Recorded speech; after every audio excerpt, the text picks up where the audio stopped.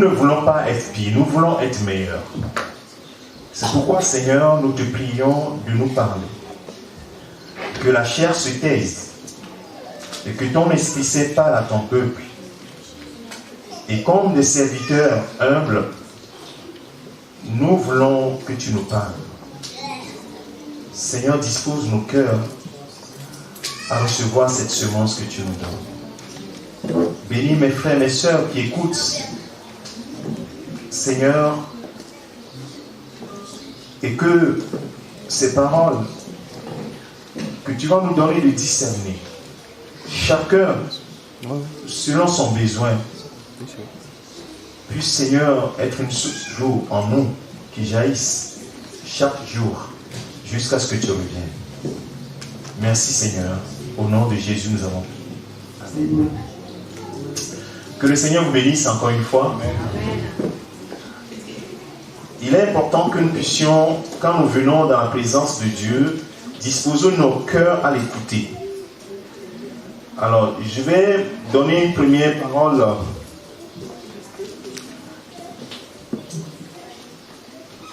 qui est dans Colossiens chapitre 1.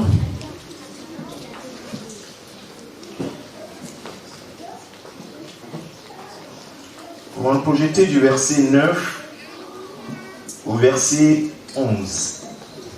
Le titre de mon message ce matin, c'est une église qui sait Christ. Une église qui sait Christ. L'apôtre Paul va dire aux Colossiens, à l'église de Colosse, puisqu'il parle, c'est des lettres qu'il a adressées donc, aux églises dans ses épîtres. Donc les épîtres, c'est des lettres. Et donc il va déclarer, c'est pour cela que nous aussi, depuis le jour où nous avons été informés, nous ne cessons de prier Dieu pour vous et de demander que vous soyez remplis de la connaissance de sa volonté,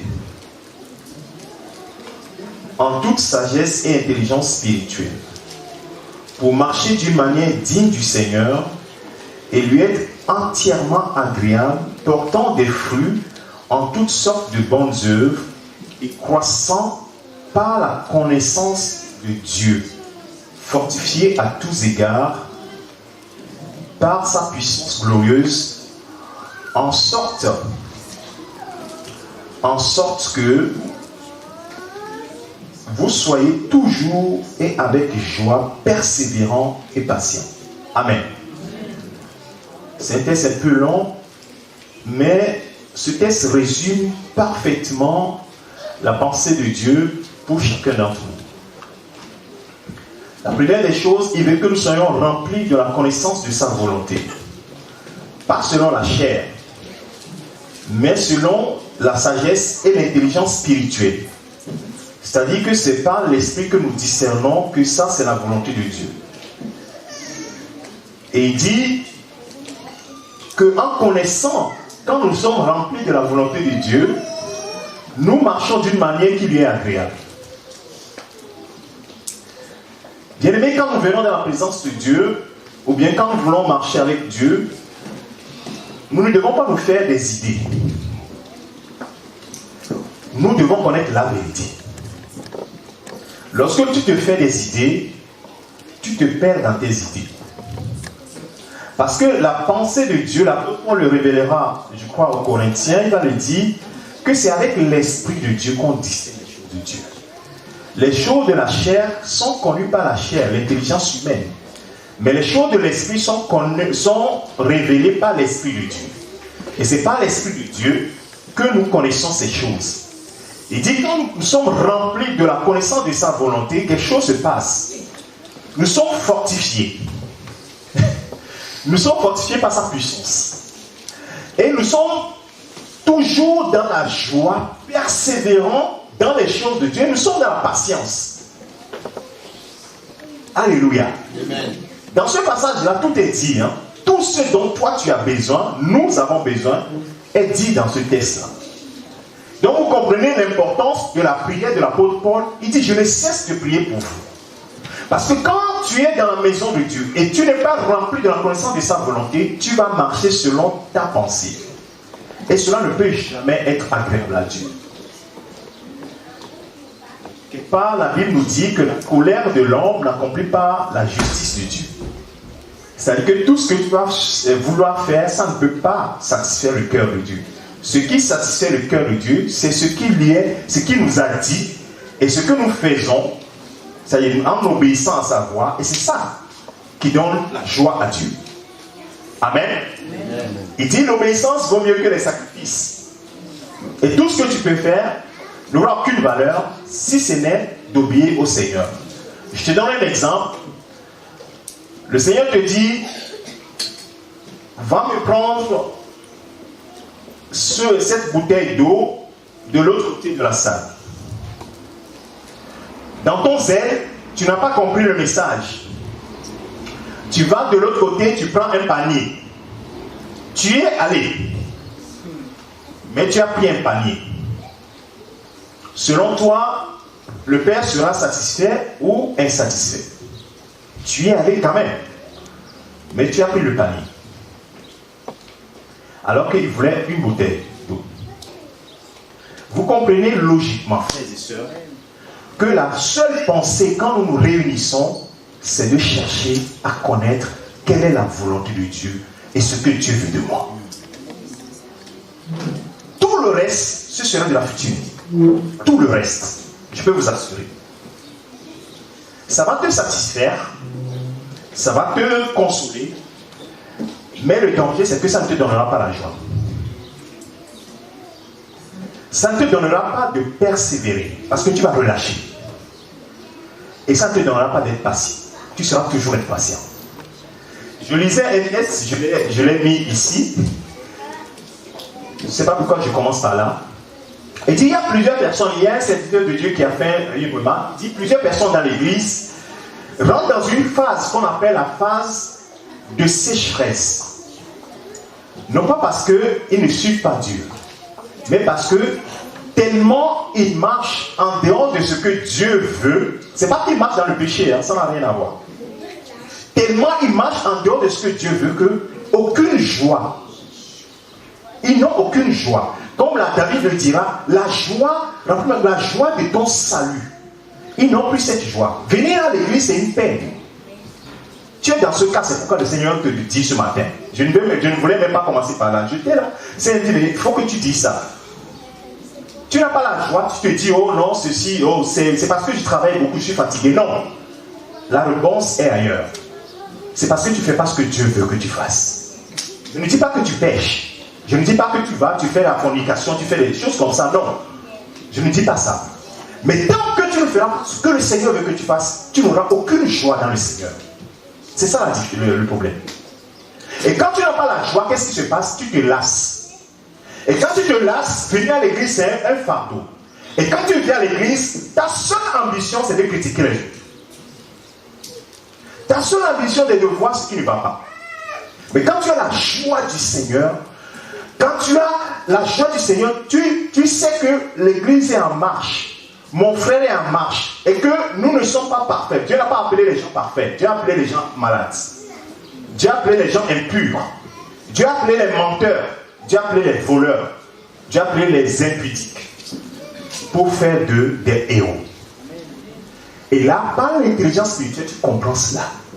Et quand tu le comprends, ça te donne la joie. Quand tu vois ton frère, même dans sa faiblesse, tu l'aimes et tu l'encourages. Alléluia. Parce que tu as la joie du salut de Dieu. Bien aimé, beaucoup de gens viennent dans la maison de Dieu, la main croisée entre les cuisses. En réalité, tu te desserres. Tu es en train de te desservir. Parce que tu vas te lasser bientôt. Je te l'annonce, tu vas te lasser. Et tu vas dire, oh, dans cette église, il n'y a pas l'amour, tu vas partir. Non, ce n'est pas ça. Le problème, c'est que depuis que tu es converti, tu n'as jamais cherché à t'asseoir pour dire, Seigneur, pourquoi, quel est l'objet de ma vie? Pourquoi m'as-tu sorti du monde? Tu n'as jamais médité cela. Et trouvé la réponse. Et saisir cette réponse et marcher selon cette réponse. Est-ce que tu l'as fait? Si tu ne l'as pas fait, je te préviens, les temps de désert sont devant toi. Tu vas relâcher. La joie dans le Seigneur, tu vas le perdre, tu vas la perdre. Et pourtant, la Bible dit que la joie du Seigneur doit être quoi? Notre force. Néhémie a dit au peuple. La persévérance, tu ne vas pas persévérer. Et tu ne seras pas patient. Quel est le plan de Dieu pour toi? C'est pour cela que le titre de ce message, l'église qui sert le Christ. Donc tu vas me dire, est-ce qu'il y a des églises qui ne servent pas Christ? Bien sûr. Bien sûr. Et il y a des hommes qui ne servent pas Christ. Il y a même au milieu de nous des gens qui ne servent pas Christ. C'est étonnant, hein? Mais je suis cru ce matin. Il y a des gens qui ne servent pas Christ. Alors, les gens ne le font pas intentionnellement. Mais sans le savoir, ils servent d'autres personnes. Soit ils se servent eux-mêmes, ou bien ils servent l'ennemi de Dieu. Et la Bible dit, parle de ces personnes en disant, ils marchent en ennemi de la croix. Hé, frère, ce matin, est-ce que tu marches en soutien de la croix à quelqu'un qui est dirigé par la croix, ou bien tu marches en ennemi de la croix? Les gens qui marchent en ennemi de la croix, ce n'est pas les gens du monde dont on parle, on parle des gens qui sont de l'église. Quel est le projet de Dieu pour toi? Alors ce matin, nous allons parler de quelques éléments.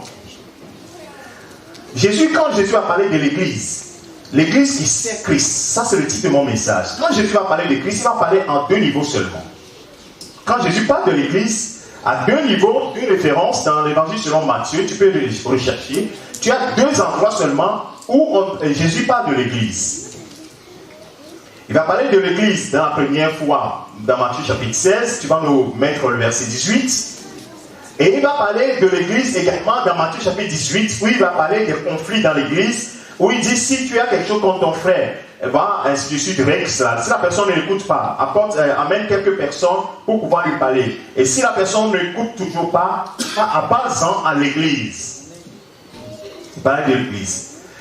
Mais, là où il va parler de l'église d'une façon bien plus précise, avec une intention très claire, elle est dans ce texte-là de Matthieu chapitre 16, verset 18.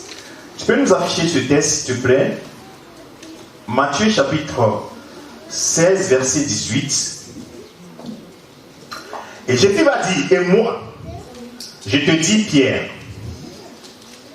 je te dis que tu es Pierre.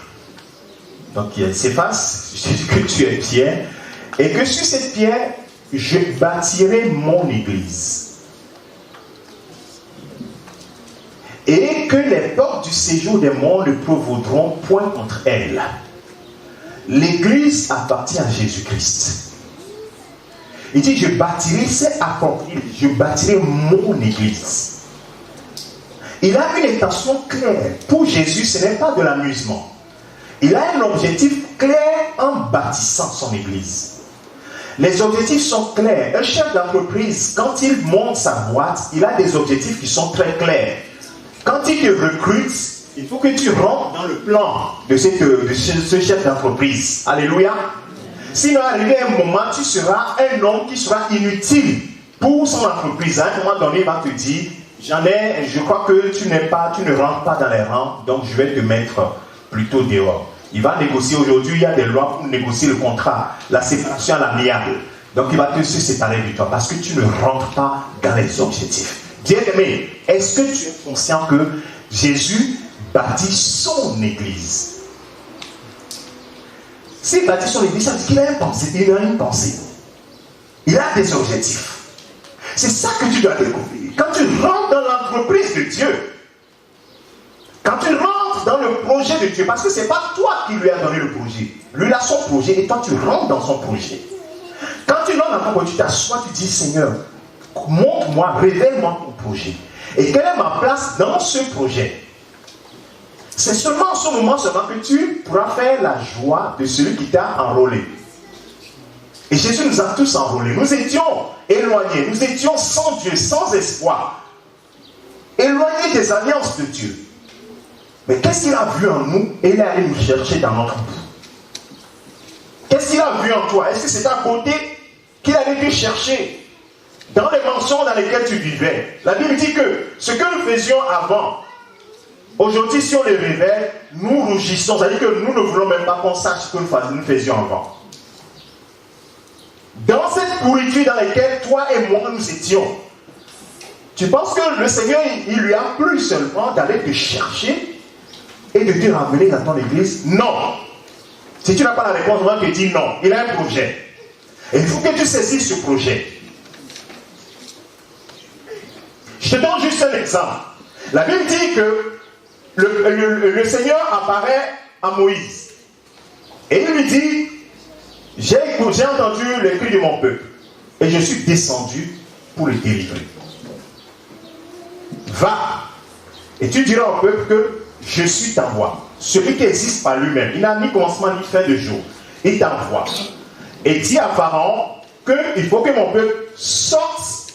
Laisse mon peuple aller pour faire quoi? Pour aller me servir. Pour aller me servir. Donc ça veut dire qu'il a déjà conçu son plan. Alléluia. Donc quand tu vas sortir de l'Égypte, c'est pas pour aller errer dans le désert et faire ta volonté, mais c'est pour rentrer dans le plan que lui a conçu. Parce qu'il pouvait te laisser en Égypte, éternellement.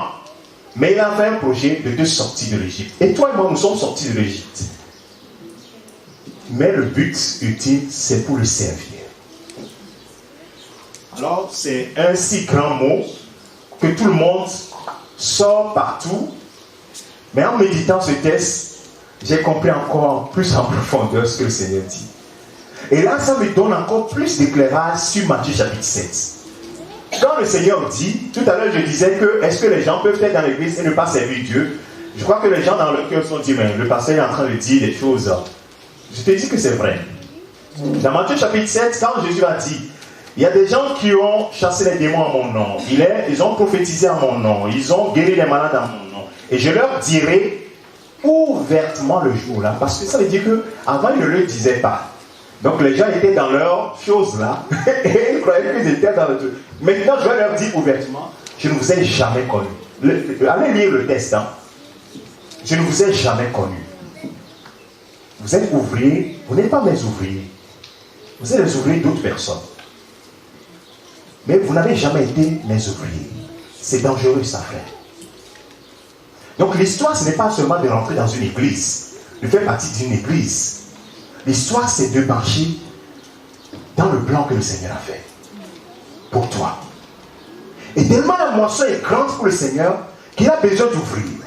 Dans un champ, on a besoin de ceux qui puissent aller couper les herbes. On a besoin de ceux qui ramassent. On a besoin d'autres qui vont faire les buts ou bien vont remuer le sol. Et on a besoin d'autres personnes qui soient quoi? Qui portent la semence pour pouvoir semer. Et tout cet assemblage-là, l'ordonnateur du champ, bien le maître du champ, il a conçu. J'ai besoin des gens qui savent. J'ai besoin des gens qui renient la terre. J'ai besoin des gens qui sèment qui distribuent ou bien qui envoient la semence. Et j'ai besoin même d'autres personnes qui arrosent. Alléluia.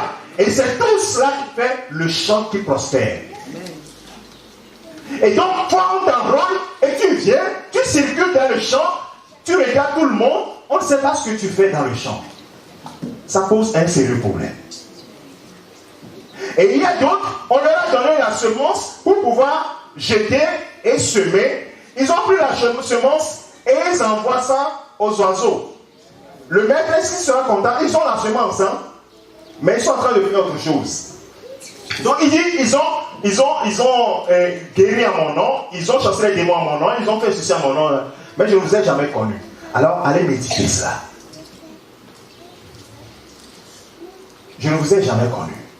Éloignez-vous de moi, vous ouvriers d'iniquité, dans certaines versions ouvriers d'iniquité. Ça veut dire qu'ils sont ouvriers pour certaines d'autres personnes, mais certainement pas l'ouvrier du Seigneur. Bien aimé, la relation entre le maître et le serviteur, c'est que le serviteur fait ce que le maître demande. C'est ça la seule relation. Il n'y a pas autre chose. N'allez pas chercher de midi à 14h. Il n'y a pas d'autre chose. La relation entre le maître et son serviteur, c'est que le serviteur fait ce que le maître demande. C'est tout. Si tu vas faire autre chose, ce sera pour toi. Pour te satisfaire toi-même. Et quand tu sais que tu te satisfais toi-même, c'est certainement que tu ne satisferas pas le cœur du Père. Et il dit, moi, je bâtirai mon église et les portes de séjour des morts ne prévaudront point contre elle. Et lorsqu'on voit l'étymologie de ce mot église, ecclésia, on voit très bien que c'est un ensemble de personnes qui ont été appelées à sortir hors de quelque chose. Et libère mon peuple pour qu'il aille me servir. Sortir de quelque part pour amener quelque part. Donc, hors de, ecclésia appelé à sortir de quelque part. Donc, le Seigneur t'a appelé à sortir de quelque part pour aller où? Est-ce que tu t'es posé cette question? Et pour faire quoi?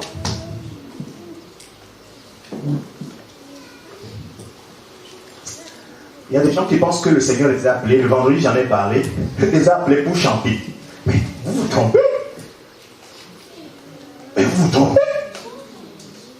Le Seigneur t'a appelé pour chanter. Donc il est mort à la croix pour que toi tu viennes chanter seulement. Tu crois cela? Mais bien aimé, réveillons-nous. Donc il est mort à la croix pour que toi tu viennes faire seulement l'accueil. Le dimanche, tu attends le dimanche, tu viens le dimanche, tu fais l'accueil. Au Seigneur, je suis en train de te servir. Bien aimé, va t'asseoir et réfléchis bien. Oh, bien aimé. Non, il n'est pas mort pour ça. Il n'est pas allé en Égypte te délivrer pour ça.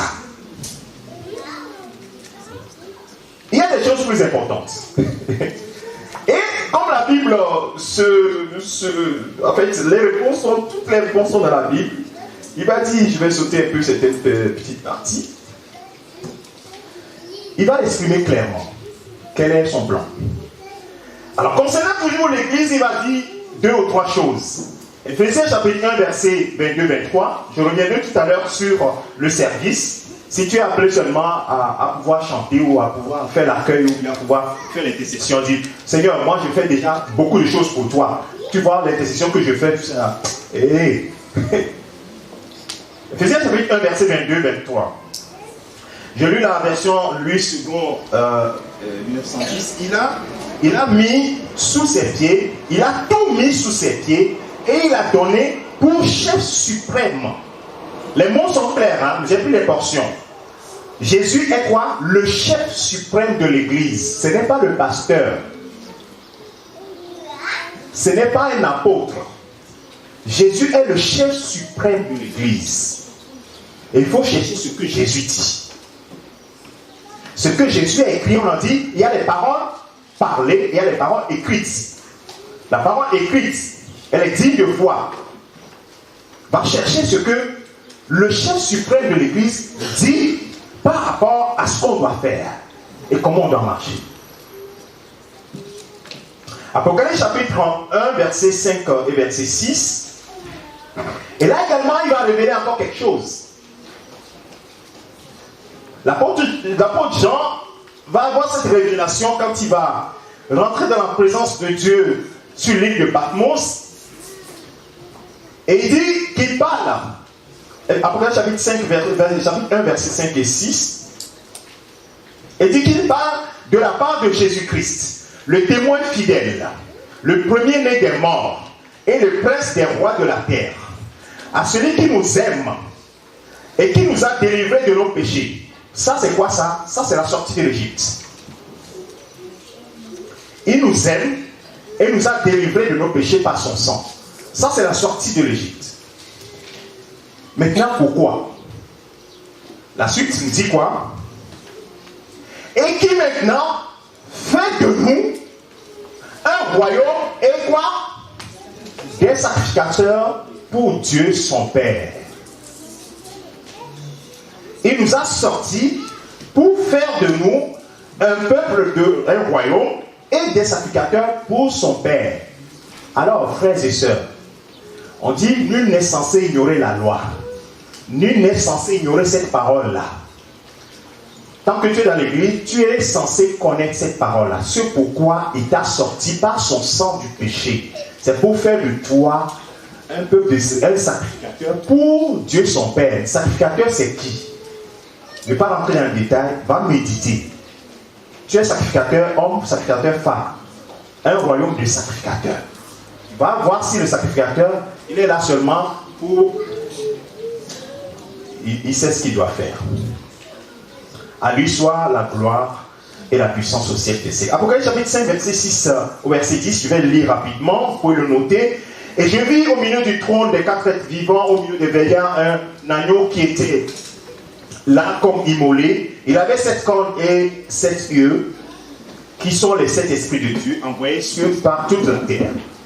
Il vint et il prit le livre de la main droite de celui qui était assis sur le trône. Quand il eut pris le livre, les 4 êtres vivants et les 24 vieillards se prosternèrent devant l'agneau, tenant chacun une harpe et des coupes d'or remplies de parfums qui sont les prières des saints. Verset 9, je lis Apocalypse chapitre 5, verset 6 au verset 10. Verset 9.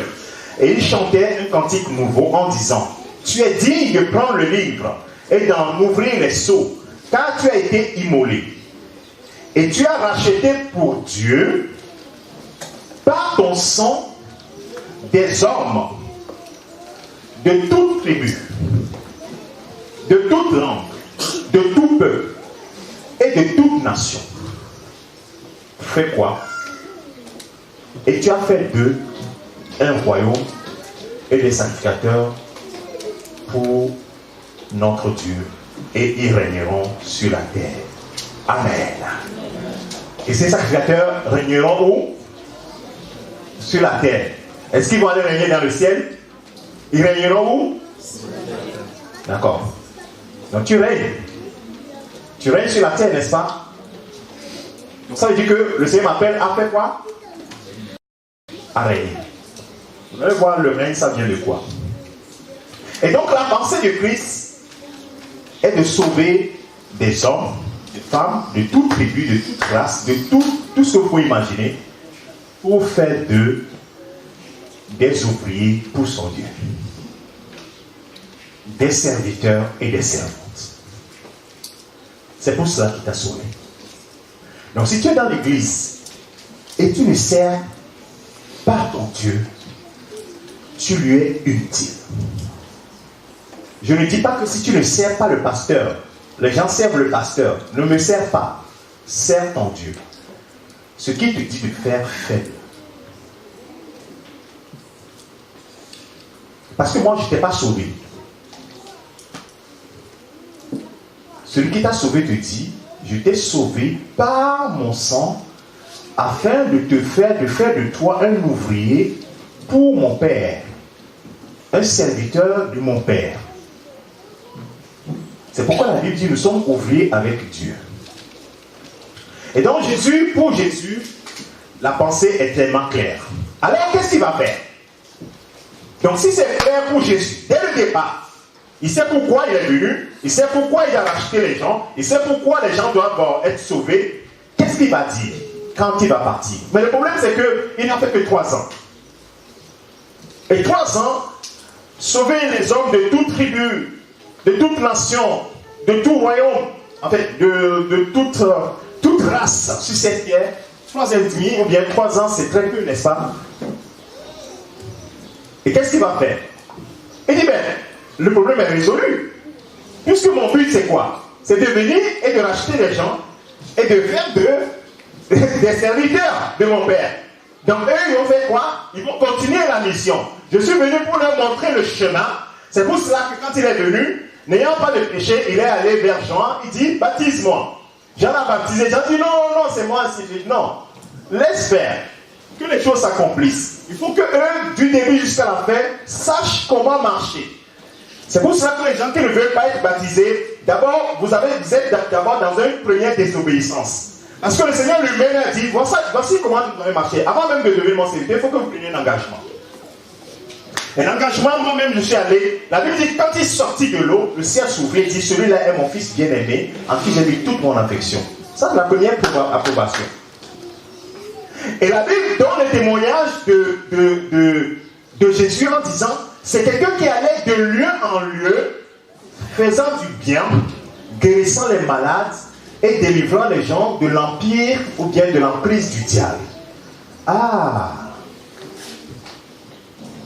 Et il dit: je ne fais rien de moi-même, je fais seulement ce que le Père me demande de faire.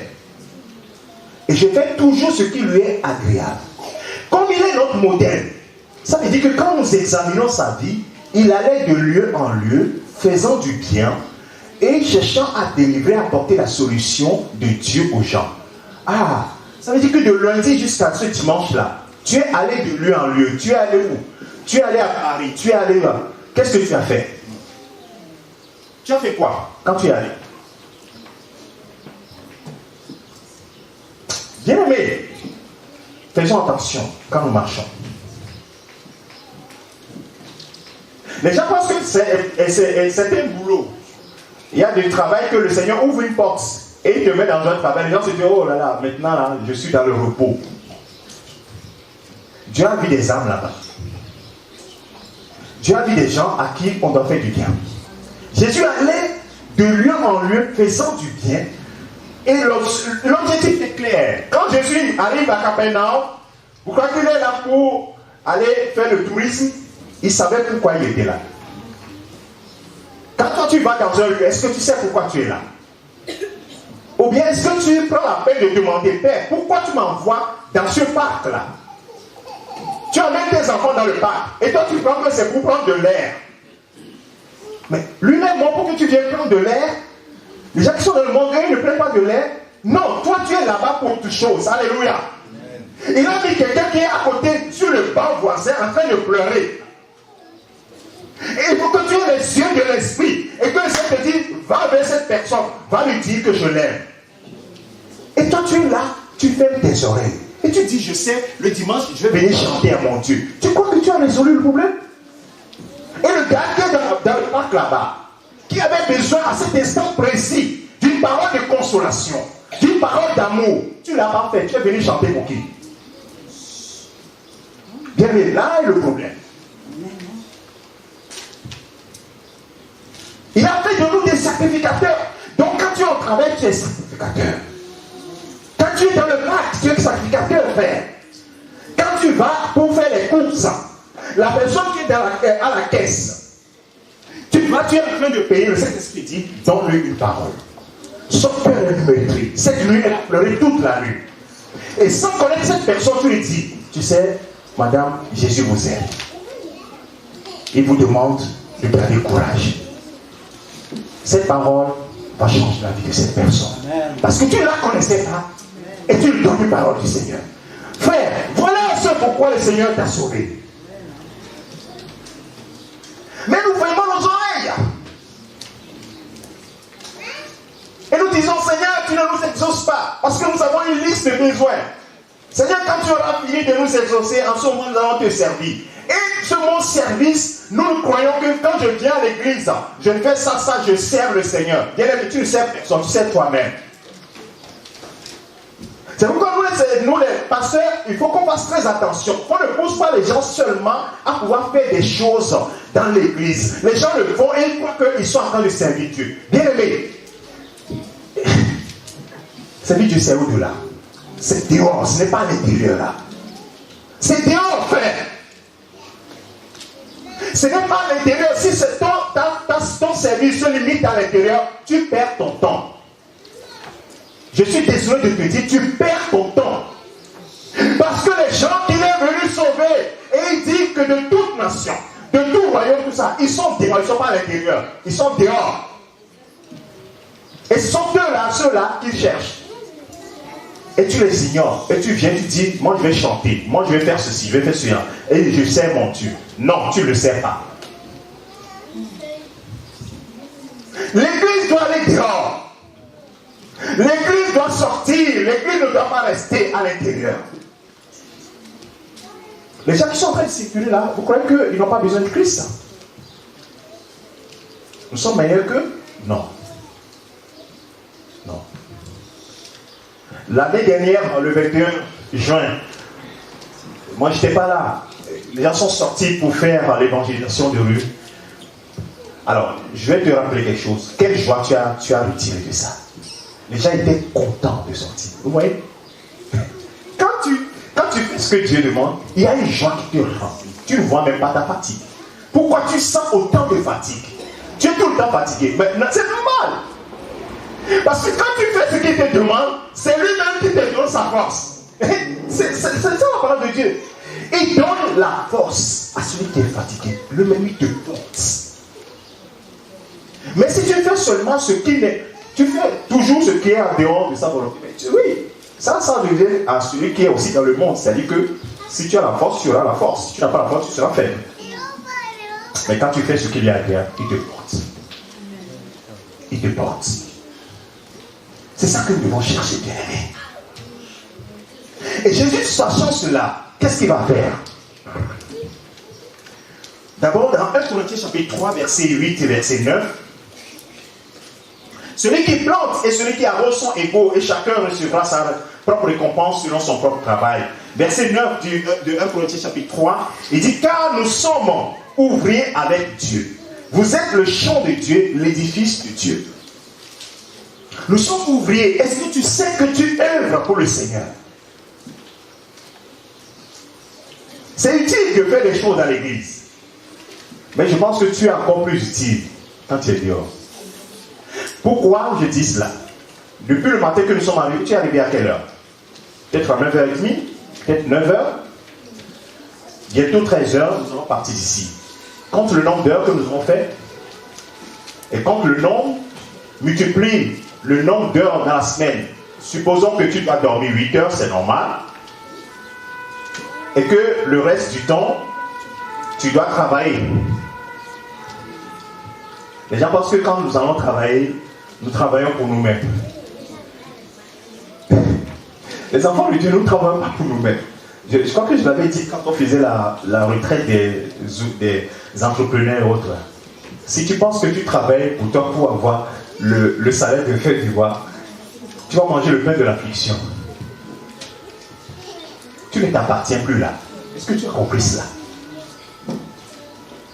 C'est-à-dire que quand vous voyez, quelqu'un qui est esclave de l'autre, quand on envoie l'esclave pour travailler, son salaire là, ça appartient à qui? Au maître, au patron, non? Oh, que le Seigneur nous aide à comprendre ces vérités. Alors Jésus, pour être encore plus clair, l'église qui sert Christ, ça c'est le thème de mon message. L'église doit être conduite à servir Christ, pas servir les pasteurs. Les gens sont des gars du corps pour les pasteurs, alors qu'on n'a pas besoin de gars du corps. Et il dit, moi je sers le Seigneur en étant gars du corps du pasteur. C'est quoi? Parce que je sers le serviteur de Dieu et je sers Dieu. Quelque part, la personne a raison, hein? Mais je pense que si le Seigneur a appelé à autre chose que d'être gars du corps, il va être gars du corps, il va appeler au pasteur. Le pasteur lui va lui donner des petites choses, donc il sera satisfait. Donc la louange dont il a besoin, il l'aura. Vous voyez, la récompense c'est, oh vraiment, toi tu es un bon gars du corps. Ça c'est la récompense, il va la voir. Mais la récompense du ciel là, il ne va pas la voir. C'est le problème. Et pourtant, c'est la récompense du ciel dont nous avons besoin. Dans Matthieu chapitre 8, verset 18 au verset 20, et donc quand Jésus clairement va partir, donc il vient, il montre le chemin, comment nous devons marcher, ce que nous devons faire. Il dit, celui qui m'a envoyé ne m'a jamais abandonné, parce que je fais toujours ce qui lui est. Je vais entendre les gens répéter là. C'est dans ça que vous gardez la parole dans votre cœur là. Comme ça que si vous voulez faire autre chose, le Saint-Esprit vous le rappelle. Il dit, le Père ne m'abandonne jamais. Ceux qui disent, oh Dieu m'a abandonné, oh Dieu ne m'écoute pas, je fais bien. Alors la question c'est, est-ce que tu fais ce qui lui est agréable? Parce que Jésus dit, moi, il ne m'a jamais abandonné. Parce que je fais toujours ce qui lui est agréable. Ce que je suis en train de dire ce matin, il y a une logique spirituelle. Si le Saint-Esprit t'ouvre les yeux, tu trouves normal tout ce que je suis en train de raconter là. C'est normal. Si je veux que le Père soit avec moi, je dois chercher ce qui lui est agréable. C'est ça que nous sommes en train de faire ce matin. Qu'est-ce qui lui est agréable? Regardez ce qu'il va dire. Jésus ayant fait les 300, il va s'approcher de ses disciples. La seule chose qu'il va leur dire, une cohérence. On dit que la loi des deux témoins. Dans la Bible, on dit que si on dit quelque chose confirmé, deux témoins confirment, c'est que la chose est vraie. Et Matthieu va révéler ici que Jésus s'approcha d'eux et leur parla ainsi. J'ai reçu tout pouvoir. Tout pouvoir. Tout pouvoir m'a été donné. Tout pouvoir m'a été donné, dans le ciel et sur la terre. Il dit, ils régneront sur la terre. Tout à l'heure, nous avons dit, sacrificateurs qui régneront sur la terre. Il dit, tout pouvoir m'a été donné dans le ciel, mais sur la terre. Puisque vous vivez sur la terre, j'ai tout pouvoir. Alors, moi, je vous dis, allez. Je vous dis, allez. Et faites de toutes les nations des disciples, les baptisant au nom du Père, du Fils et du Saint-Esprit. Et qu'est-ce qui va se passer? La cohérence, toujours. La cohérence. Et voici. Je suis. Ce n'est pas que je serai. Je suis avec vous. Tous les jours. Tous les jours. Jusqu'à la fin du monde. Oh frère, la parole de Dieu est claire. La parole de Dieu est claire. Je veux que Jésus soit avec moi. Mais regarde, là, il y a une cohérence dans les choses. Conjonction de coordination. Et ça veut dire que ce qui est passé là, c'est lié. C'est son cœur qu'il a exprimé. Voilà ce que le Père veut. Le Père m'a envoyé pour que les gens soient sauvés, pour faire des disciples. Parce que moi, j'organise les noces qu'on appelle les noces de l'agneau. Et je veux avoir à ma table des disciples. Ceux qui m'auront servi. Et je veux faire cette fête-là. Et ce sont eux qui constituent ce qu'on appelle l'épouse. Dans Marc chapitre 16, verset 14 et verset 16. Marc chapitre 16, verset 14, verset 16. Et la Bible dit, enfin il apparut aux 11 pendant qu'ils étaient à table. Et il leur reprocha leur incrédulité et la dureté de leur cœur, parce qu'ils n'avaient pas cru ceux qu'il avait vu ressusciter. Verset 15, puis il leur dit, allez. Matthieu l'a dit, Marc, qui ne faisait pas partie des disciples, donc Jean-Marc, qui est le cousin de Barnabas, donc lui aussi va écrire pour confirmer cela, que Jésus a dit, allez par tout le monde, prêcher la bonne nouvelle à toute la création. Parce que c'est pour cela que je suis venu. Je veux les rassembler de toutes nations, de toutes les races, de tous les pays. Je veux les rassembler. Parce que dans les noces que je suis en train d'organiser, je veux qu'il y ait plusieurs personnes à cette table-là. Des milliers, des millions, des milliards à cette table. Celui qui croira, qui sera baptisé, sera sauvé. Celui qui ne croira pas, sera condamné. Et je termine, pas que je termine le message, mais toujours la loi de la confirmation. Donc, deuxième confirmation, troisième confirmation, c'est Luc qui me donne. Donc, j'ai pris 3 auteurs différents qui disent la même chose et de façon bien, avec des précisions qui nous éclairent encore davantage. Et dans Actes des Apôtres, chapitre 1, le verset 8, regardez ce qu'il va dire. Et ça va me conduire. C'est ça qui va ouvrir la porte à l'église. L'église commence, il dit, je bâtirai mon église et les portes de séjour des morts ne pourront point contre elle. Il va ouvrir la porte à l'église. Il leur dit à ses disciples, vous restez à Jérusalem. Vous restez à Jérusalem. Et vous allez faire quelque chose va se passer. Parce qu'il faut que vous puissiez aller faire de toutes les nations des disciples. Mais vous recevrez une puissance. Le Saint-Esprit survenant sur vous. Et vous serez quoi? Mes témoins à Jérusalem, dans toute la Judée, dans la Samarie et jusqu'aux extrémités de la terre. Jusqu'aux extrémités de la terre. Bien-aimé, je vais te faire replonger quelques milliers d'années auparavant. Tu es à la place des apôtres. Jésus vous dit, restez à Jérusalem jusqu'à ce que vous receviez une puissance qui va survenir sur vous. Et vous serez les témoins. Et il dit, voici, je suis avec vous tous les jours jusqu'à la fin du temps. Sachez que vous devez aller faire des disciples dans toutes les nations. Vous allez prêcher la bonne nouvelle partout où vous êtes. Mais avant de faire cela, vous allez recevoir une puissance qui va se reposer sur vous, un manteau. Et ce manteau vous permettra de pouvoir faire ce travail. Et je vous donne un ordre. Écoutez très bien, suivez bien ce que je suis en train de dire, parce qu'il y a une démonstration derrière. Et il leur dit, restez ici. Quand vous allez recevoir cette puissance, vous allez commencer par me témoigner, être mes témoins à Jérusalem où vous êtes là actuellement. Et vous allez passer dans la Judée, dans toute la Judée. Et vous allez passer dans Samarie. Et vous allez faire quoi? Jusqu'aux extrémités de la terre. Les disciples l'ont écouté attentivement. À l'époque, ils ne prenaient pas des notes. Et donc, ils étaient là à l'écouter. Et dès qu'il est parti, la Bible dit qu'ils se sont retrouvés dans la chambre haute, à Jérusalem, là où ils étaient d'habitude. Et ils ont commencé par prier. Ils ont remplacé Judas entre-temps par Matthias. Et ils ont commencé par prier. Et attendre ce qu'il a donné, ce qu'il a promis. Ils avaient en tête, chacun d'eux avait en tête quoi? Il nous a dit, c'est ce qu'il se disait. Matthieu dit à Luc, à Jean. Jean, tu te rappelles ce qu'il a dit? Il a dit qu'on doit le témoigner, qu'on doit être des témoins à Jérusalem. Après, il faut qu'on passe à toute la Judée et qu'on passe à Samarie et jusqu'aux extrémités de la terre. Il faut surtout pas qu'on oublie. On ne sait pas pourquoi le maître nous a dit ça, mais il a mis un ordre dans les choses. Il ne faut pas qu'on se disperse. Alléluia. Amen. Voilà des serviteurs qui écoutent le maître et qui suivent pas à pas ce que le maître leur dit. Matthieu n'a pas appelé Jean, dit donc, ok, le maître a dit, on va passer par Jérusalem, mais moi je pense qu'il faut qu'on commence par la Samarie et qu'on termine par Jérusalem. Parce que Jérusalem, là, les gens sont méchants, parce qu'ils viennent de tuer le maître, là, ils risquent de nous tuer. Donc on va commencer par la Samarie, on va aller très haut dans la Galilée, là, et puis on redescendra plus tard. Est-ce que c'est ce qu'ils ont fait? Non. Non.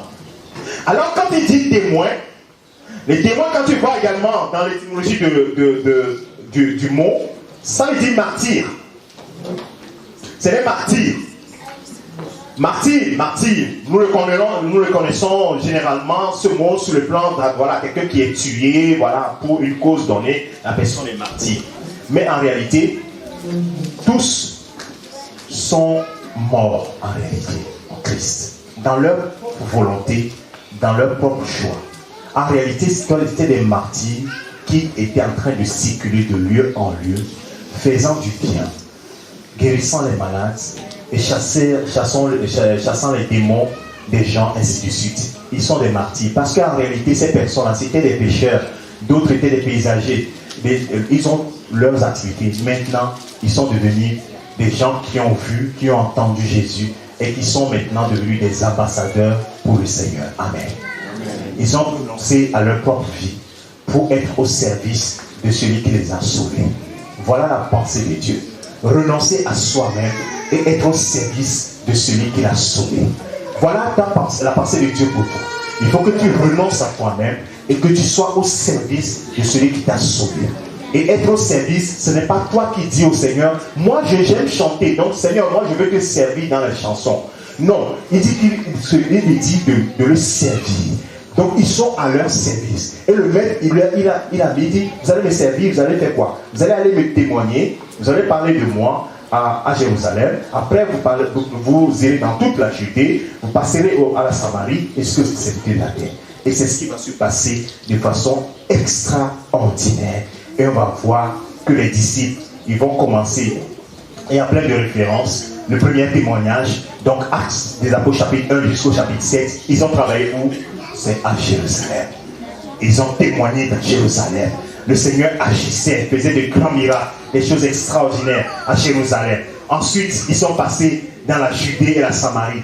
Par quoi? Parce qu'à un moment donné, ils étaient très contents de rester à Jérusalem. Et donc, pas qu'ils ont oublié, mais ils attendaient à aller dans la Judée, dans la Samarie et répandre les choses.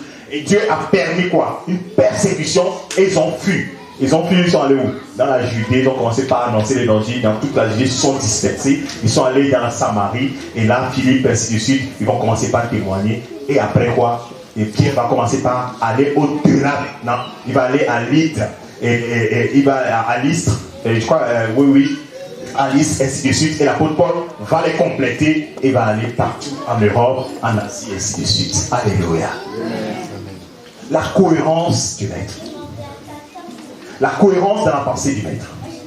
Donc vous comprenez que le Seigneur ne nous a pas amenés ici pour rien.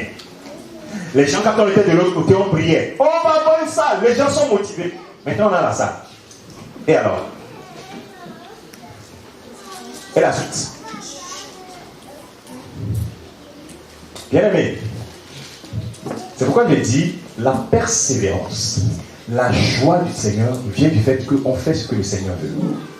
Si tu te donnes des objectifs, tu te dis ça là c'est mon objectif ultime. C'est pourquoi quand j'entends les gens dire le mariage c'est la chose à faire, je dis le jour où tu vas faire ton mariage, le soir là même, le Seigneur va te mettre au pied de ton lit. Il va dire et alors, maintenant le mariage est fini, et alors? Et alors? Tu crois que moi je suis venu sauver pour que tu te maries, c'est fini? Non, c'est un but. C'est des choses, des points dans notre vie pour aller plus loin. Oh Seigneur, si nous avons une salle, nous serons. Mais tu as la salle maintenant et à quoi?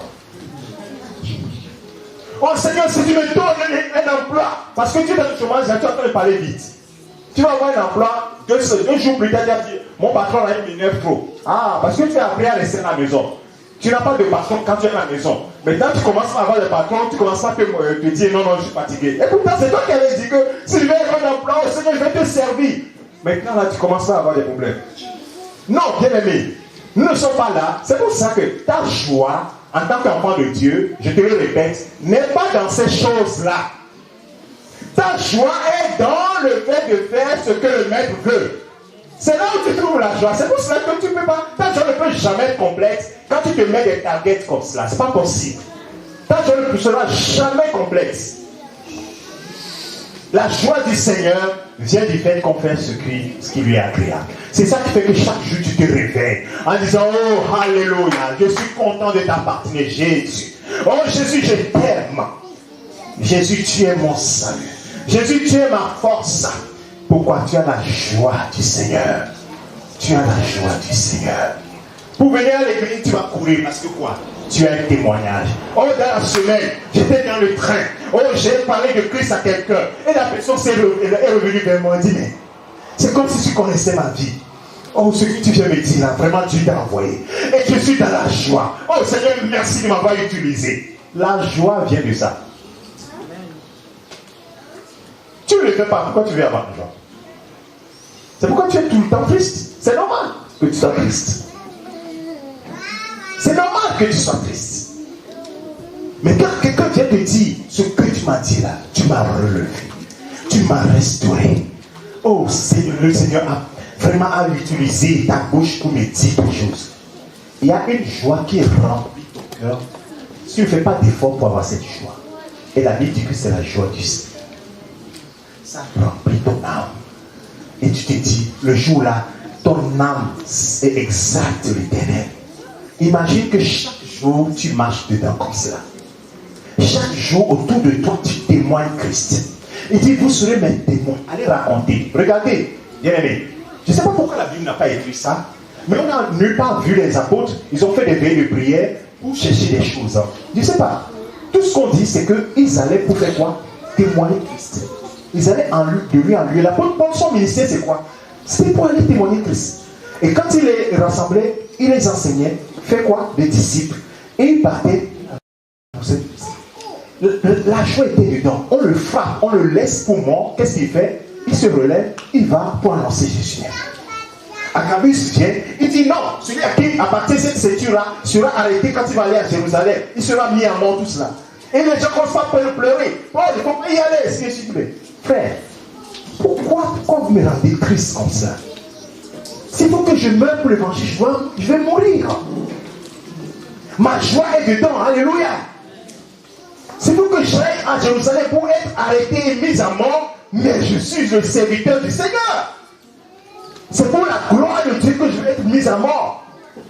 Est-ce que toi tu peux dire ça? Toi et moi, est-ce que nous pouvons dire ça? C'est des gens qui ont compris que toute leur joie, leur vie est dans le service au Seigneur. Laisse partir mon peuple pour qu'il aille me servir. Si tu ne le sais pas, tu ne serais pas en joie. Quels sont ceux qui n'ont pas la joie dans leur cœur? Ça veut dire que tu as la tristesse tout le temps, tout le temps. Je vais te donner juste un petit exercice. Pour toi et moi aussi. Hein. Dans la semaine,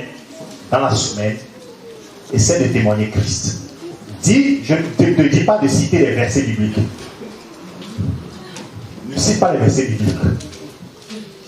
Dispose juste ta bouche. Seigneur, donne-moi de te témoigner à quelqu'un. Et dimanche prochain, nous allons faire le bilan. vas voir que ta tristesse là va disparaître comme une fumée. Depuis que tu es en Christ là, combien de personnes tu as rendues au Seigneur?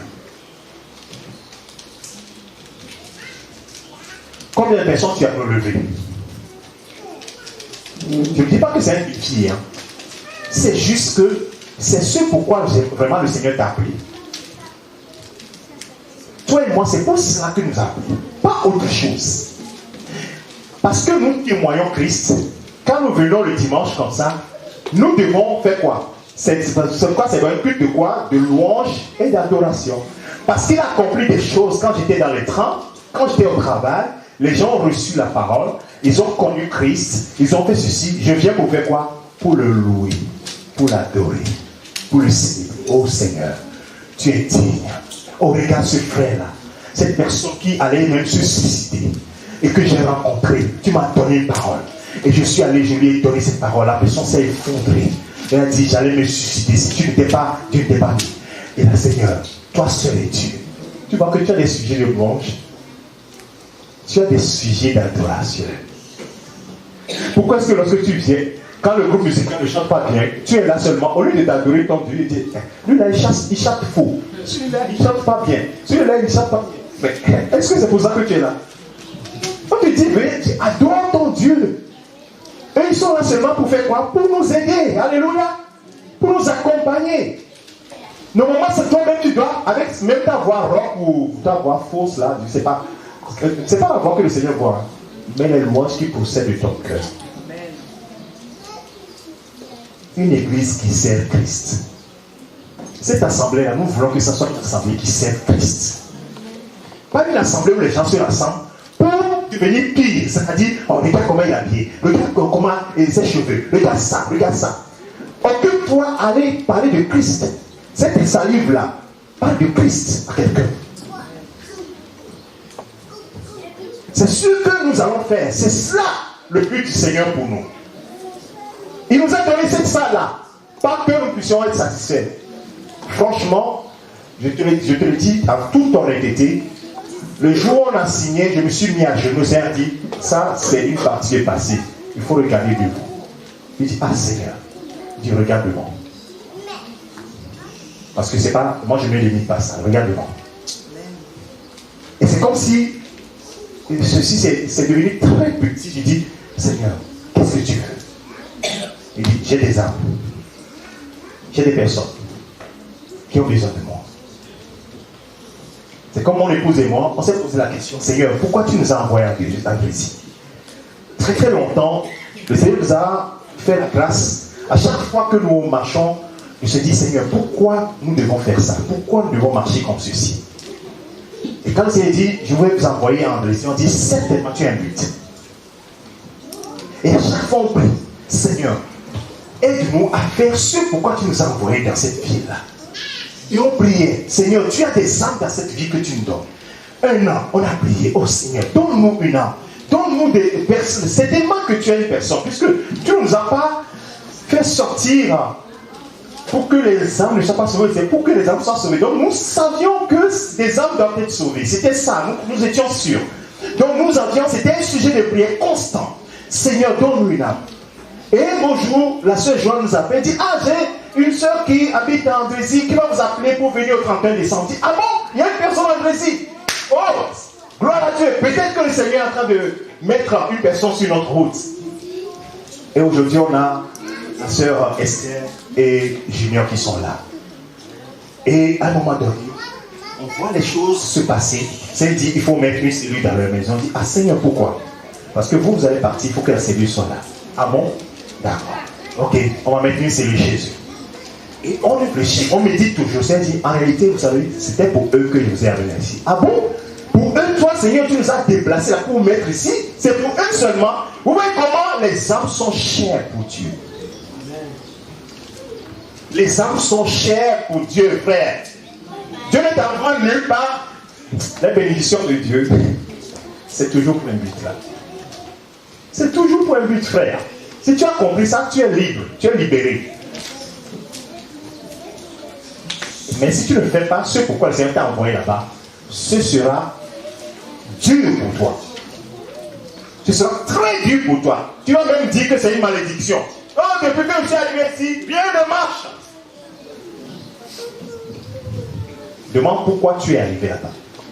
C'est ça la question qu'il faut que tu poses. Ce n'est pas, Seigneur, il faut que les choses marchent. Pourquoi tu es venu ici? Il y a quelqu'un qui se mortifie dans ton coin là-bas, qui cherche Dieu. Et il va te le mettre sur le chemin. Et comme tu le sais, comme toi tu ne vas pas le savoir davantage, tape le terrain. Seigneur, est-ce que c'est cette personne? Et donc mon épouse, elle va au supermarché, elle a les traités d'évangélisation dans sa poche. Elle va, elle paye, et puis elle glisse un traité à une vendeuse, une caissière. Ah, peut-être que c'est cette personne-là que le Seigneur a mis sur notre route, ainsi de suite. Tape le terrain. Alléluia. Nous sommes venus pour le servir. Que le Seigneur bénisse ses paroles dans ton cœur. Je conclurai par ce verset de Jean chapitre 15, verset 12 au verset 17, et puis on passe à la Sainte Seine. Le message est assez un peu long, mais c'est important. L'objectif de l'Église, c'est de servir Christ. Donc, bien aimé, à partir de ce soir, commence par réfléchir ainsi. Ne fais pas de Dieu ton coursier. Tu l'as fait maintenant, c'est bon. Tu peux laisser cette chose-là. C'est-à-dire, toi tu as toujours ta liste. Seigneur, j'ai besoin de ça, laisse ça. Maintenant, dis-toi, Seigneur, tu as besoin de quoi? Tu prends une autre feuille. Maintenant, ta feuille là, elle est bien remplie, donc laisse ça de côté. Prends une autre feuille maintenant. Dis, Seigneur, quel est ton besoin, toi? Et tu mets ton besoin sur une autre feuille. Et je te conseille simplement, laisse ta liste. Ne t'en occupe pas. Occupe-toi de la liste de Dieu. Tu verras. Occupe-toi juste de la liste de Dieu. Jean chapitre 15, verset 12 au verset 17. C'est ici mon commandement. Aimez-vous les uns les autres comme je vous ai aimé. Il n'y a pas de plus grand amour que de donner sa vie pour ses amis. Et vous êtes mes amis si vous faites quoi? Ce que je vous... Comment? Je ne vous appelle plus serviteur parce que le serviteur ne sait pas ce que son maître, ce que fait son maître. Mais je vous ai appelé ami parce que je vous ai fait connaître tout ce que j'ai appris de mon Père. Ce matin, le Seigneur nous a appris ce qu'il a, nous a enseigné ce qu'il a appris de son Père. C'est-à-dire à lui faire toujours ce qui lui est agréable. Ce n'est pas vous qui m'avez choisi, mais moi je vous ai choisi. Est-ce que tu sais que le Seigneur t'a choisi? Ici c'est destiné aux apôtres, hein? Mais toi aussi tu fais partie de la lignée. Est-ce que tu sais que c'est moi qui vous ai choisi et je vous ai établi afin que vous alliez et que vous fassiez quoi? Vous portiez du fruit. Est-ce que tu portes du fruit? Et que votre fruit demeure.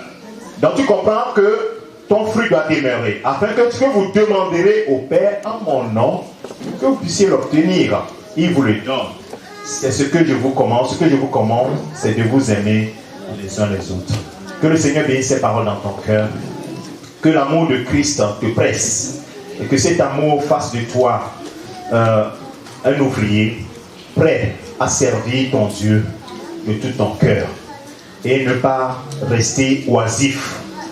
Quand tu vois que dans ta vie, tu commences par passer du temps dans la critique, à voir tout ce qui va, tout ce qui ne va pas bien, pose-toi la question, tu es en train de dévier de la route.